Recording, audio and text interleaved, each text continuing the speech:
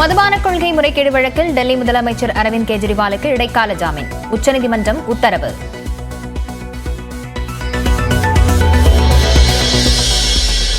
ஒரு நபரிடம் விசாரணை நடத்துவது கைதுக்கு தான் வழிவகுக்கும் என்பதை ஏற்க முடியாது என உச்சநீதிமன்றம் திட்டவட்டம்.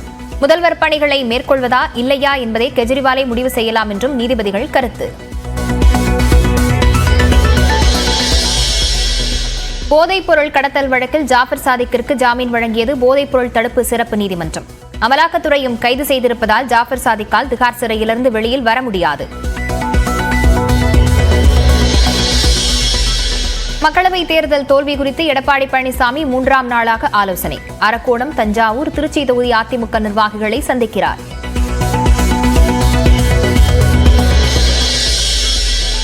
வரும் 17ஆம் தேதி முதல் தென்காசி மாவட்டத்தில் வி.கே. சசிகலா சுற்றுப்பயணம். மாவட்டத்தின் பல்வேறு பகுதிகளில் 4 நாட்கள் பயணம் மேற்கொள்ளவிருப்பதாக அறிவிப்பு.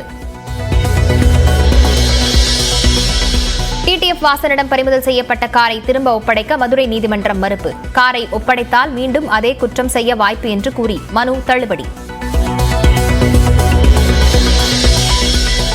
புதுக்கோட்டை அருகே காவல்துறை என்கவுண்டரில் கொல்லப்பட்ட ரவுடி துரைசாமி உடனிருந்த உறவினரை ஒப்படைக்க கோரி அரசு மருத்துவமனை முன்பு மறியல். அமலாக்கத்துறை வழக்கில் ஜாமீன் கோரி செந்தில் பாலாஜி தாக்கல் செய்த மனு. இன்று இறுதி விசாரணையை தொடங்குகிறது உச்சநீதிமன்றம்.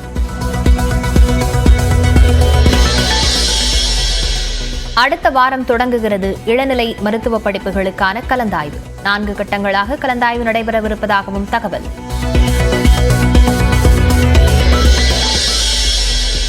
இன்று நடைபெறுகிறது தொழிலதிபர் முகேஷ் அம்பானியின் இளைய மகன் அனந்த் அம்பானியின் திருமணம். உள்நாடு வெளிநாடுகளைச் சேர்ந்த முக்கிய பிரமுகர்கள் பங்கேற்பு.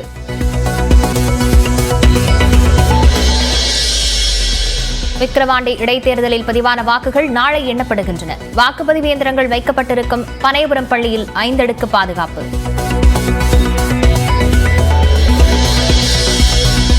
சீனாவிலிருந்து பாகிஸ்தானுக்கு சென்ற கப்பலில் சிக்கிய கலவர தடுப்பு ரசாயனம்.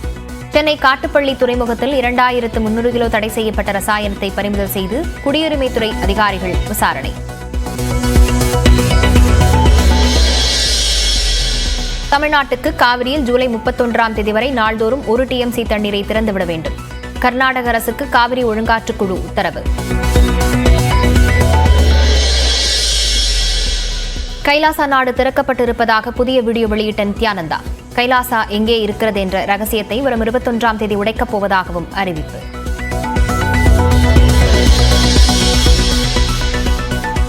உக்ரைன் அதிபர் ஜெலன்ஸ்கியை தவறுதலாக புட்டின் என குறிப்பிட்ட அமெரிக்க அதிபர் ஜோ பைடன் தவறை உடனே திருத்திக் கொண்டு பாராட்டினார்.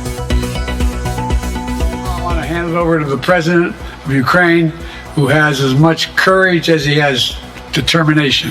Ladies and gentlemen, President Putin. President Putin. We're going to beat President Putin. President Zelensky.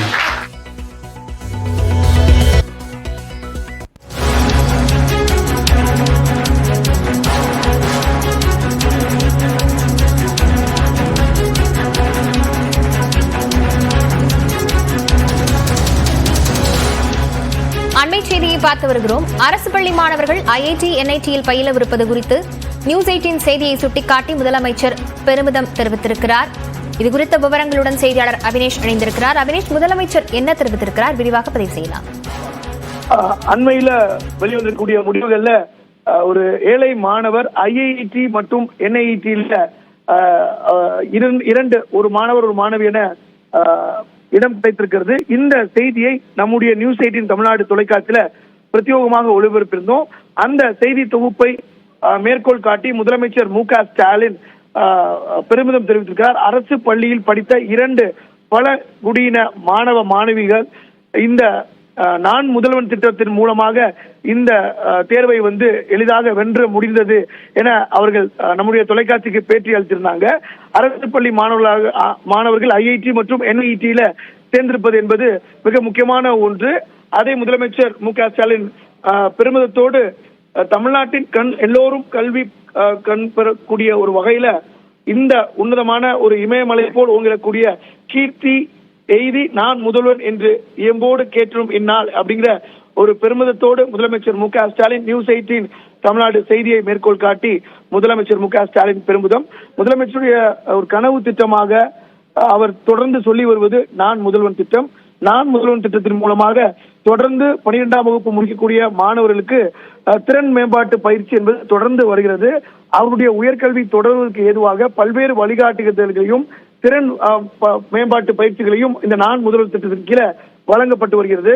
அந்த வகையில NIT மற்றும் IIT-ல சேர்வதற்கு இடம் கிடைத்திருக்கக்கூடிய இந்த மாணவர்களுக்கு நான் முதல்வன் திட்டத்தின் மூலம் அவர்கள் இந்த தேர்வை வென்றிருப்பது அப்படிங்கிறது உள்ளபடியே மிக முக்கியமான ஒரு நகர்வு. அதை முதலமைச்சர் மு க ஸ்டாலின் ஒரு பெருமிதத்தோடு எக்ஸ் வலைப்பக்கத்தில் குறிப்பிட்டிருக்கிறார். லாவண்யா, விவரங்களுக்கு நன்றி அபினேஷ்.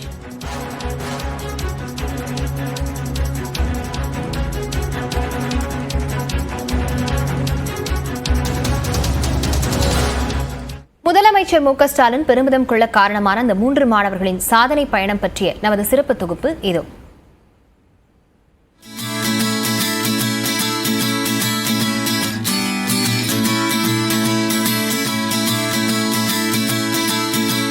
விருதுநகர் மாவட்டம் ராஜபாளையம் அடுத்த கணபதி சுந்தர நாச்சியார்புரத்தைச் சேர்ந்த ஆட்டோ ஓட்டுநரான சந்திரபோஸ் என்பவரின் மகன் பார்த்தசாரதி அரசு ஆதி திராவிடர் மேல்நிலைப் பள்ளியில் படித்த அவருக்கு தனது ஆசிரியர் மூலம் JEE தேர்வு அறிமுகமானது.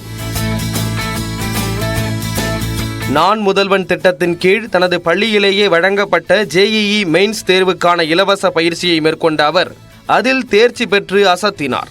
இதனைத் தொடர்ந்து சென்னை சைதாப்பேட்டையில் உள்ள அரசு மாதிரி பள்ளியில் நான் முதல்வன் திட்டத்தின் கீழ் வழங்கப்பட்ட அட்வான்ஸ் தேர்வுக்கான இலவச பயிற்சியிலும் கலந்து கொண்டார்.